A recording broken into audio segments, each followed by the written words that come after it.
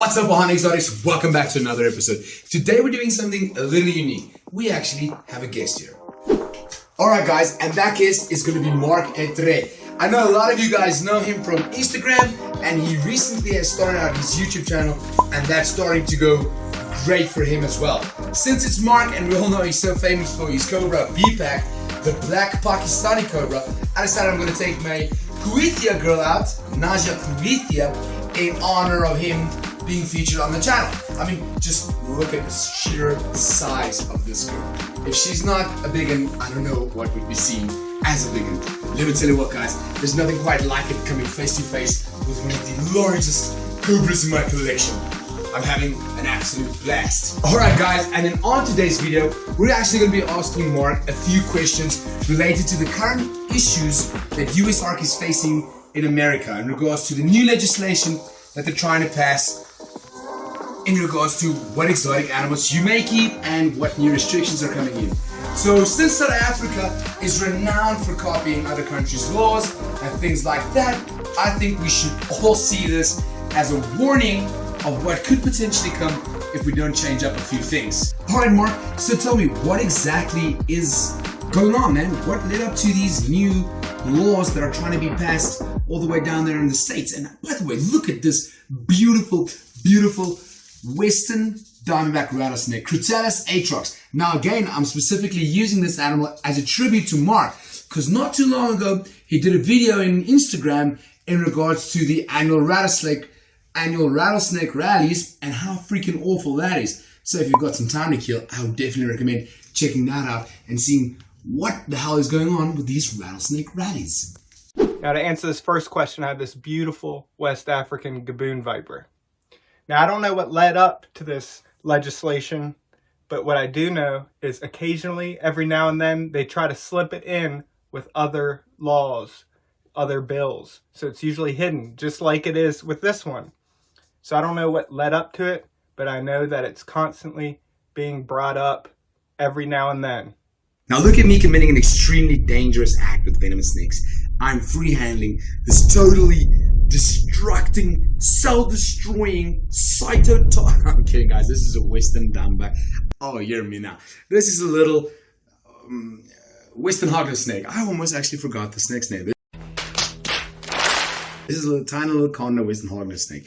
And the reason why I got him out is because I don't particularly free handle. But the question that I have for you, Mark, is do you believe that free handlers are currently strengthening this bill to actually be passed?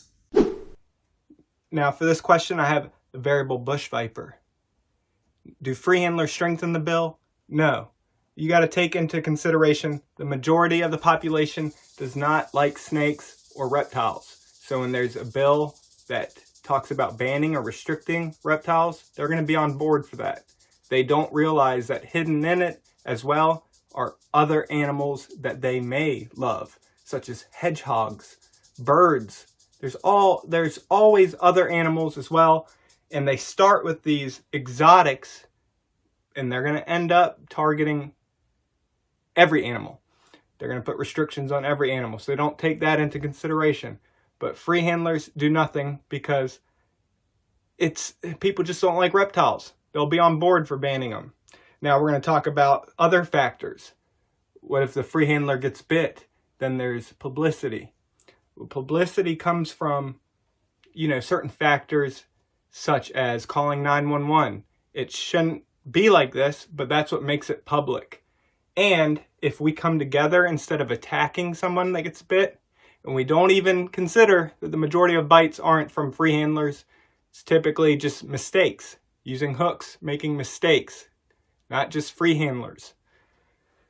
But if we come together and stop attacking someone that does make a mistake and get bit, that's going to stop this nonsense from happening. When we attack each other, that causes division, and that's what's going to cause the downfall of the reptile community.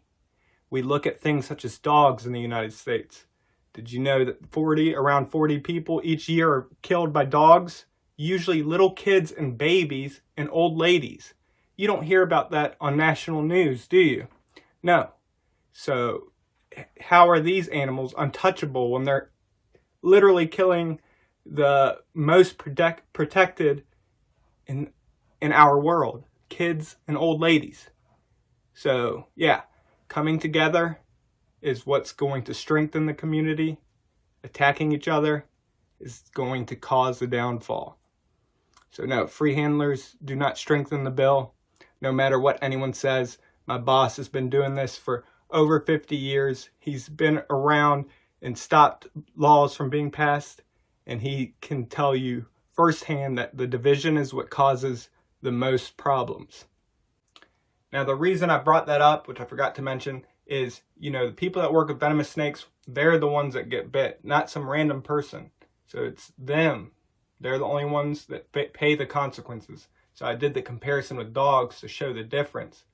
Other people getting killed, not the owner themselves. Typically, not always. But yeah, so it shouldn't matter. It's my responsibility. If I get bit, it's on me. No one else. Shouldn't make a difference. So that's why I'm talking about coming together. So I hope you understand.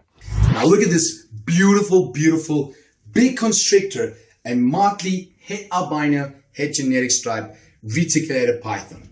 And the reason why I've got this actually still tiny little girl out is because in South Africa there's been a recent incline in the amount of big constrictors that have been found in the wild that aren't local, which is a big no-no and is actually a legitimately big issue. So Mark, the next question I have for you is, I know in Florida there's a serious problem with a bunch of invasive exotic animals that have either been escaped pits or they're hitchhiked with cargo ships.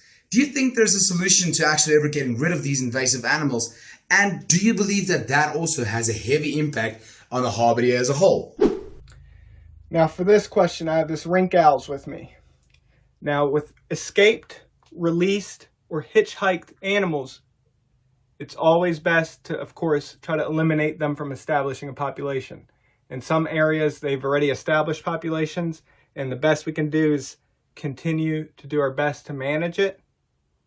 But I don't see an end to some things. Now, when we look at Florida, we see that we always hear about the reptiles. Reptiles are easy to make the villain, and that's why that's all we hear about. But we don't look at things such as feral cats, domesticated cats, that are wiping out animals to extinction, causing so much more harm to the environment. And the reason I like bringing up these comparisons to animals that the general public understands and loves is because it opens their eyes to a different perspective. We don't do anything. You can't even talk about feral cats and the harm to the environment without getting slaughtered by the public. But that's ridiculous. We shouldn't be able to talk about certain animals and talk about a solution when we're not addressing every aspect of it. So we do need to consider the domesticated animals that are wreaking havoc on the environment and populations of native animals. So yeah, I just can't. It's just hypocritical to talk about reptiles and their harm to the environment, but leave out one of the most destructive. Now, this does affect, of course, the hobby because the focus is on reptiles and invasive reptiles. But again, we got to promote responsible keeping, and when mistakes happen, it goes back to what I was saying about coming together. If an escape happens, we need to be able to address it properly by notifying authorities. But why would you expect someone to do that when they get slaughtered by their own people in the reptile community? If we come to some solutions and make it a nice environment where we can go about things the right way without getting bashed, that's the proper approach. So yes, it does affect the reptile community because the focus in the news is always on the reptiles, not the other animals, the beloved pets, domesticated pets that are wreaking havoc way more than any reptile.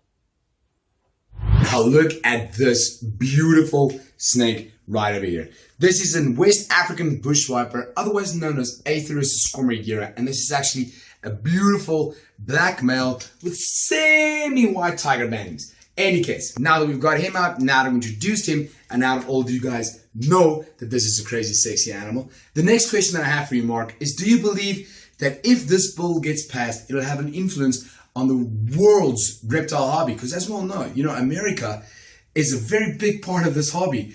Most of us get inspired thanks to the Americans. I, luckily, wasn't inspired thanks to the Americans, maybe to do YouTube, thanks to Brian, but in regards to keeping amazing animals like this, that's all thanks to Steve Irwin. And if you do believe that it can influence the world's hobby, Mark, what can we as a community in the rest of the world do to assist USARK in the fight of this new bill and help you guys to stop it from getting passed? Another great question. I have this hognose snake with me for this one. Now, the general public, if this bill gets passed, they're going to see the effects by family, friends, losing their business, their livelihoods, unable to continue making a living working with animals. You're going to ruin people's passions. It's also going to affect other aspects, like I mentioned earlier, about other animals, birds, hedgehogs, little things that the general public doesn't realize it's tagged in with the bill. So it might impact their lives a little more. Now you're no longer allowed to take that pet with you if you move to a different state. It's going to ruin a lot of people's lives and affect their beloved pets. Now think about this. If you have a child, their passions, we're going to just talk about snakes. Now you're no longer allowed to build up that passion, getting them a pet, or taking them somewhere to learn about them, because this bill has affected all of that. Or that your son or daughter has a pet snake, and now you're no longer allowed to take it if you move. I just don't want a world where people can't live out their passions and work with the animals that make their life complete. I can't imagine a life where I can't work with these animals, educating people. This is people's passion, livelihood. So it's going to impact the overall, it's going to impact people in many ways that they don't even consider. So yeah, if this bill gets passed, it's going to be a major problem. Now, what people can do, they can go to usark.org. That's where they can find all the information they need. And if the best approach right now is to contact senators, so they even have a pre-written statement where you can just copy and paste it, and you can even type in the state you're in, and they'll give you the senators that you need to contact, and you can send them that standard email. If you decide to type one up or talk to them on your own, the best approach is to be educational and kind, not saying rude things and being mean. So the best approach, again, educational, showing them that this has no factual, I can't even think of the word right now. But yeah, if you go to usark.org, they'll have all the information there. And if you'd like to support them, you can donate, become a member, and get updates whenever things like this happen. So that's where you can go to learn more and see what you can do yourself personally to help stop stuff like this from happening.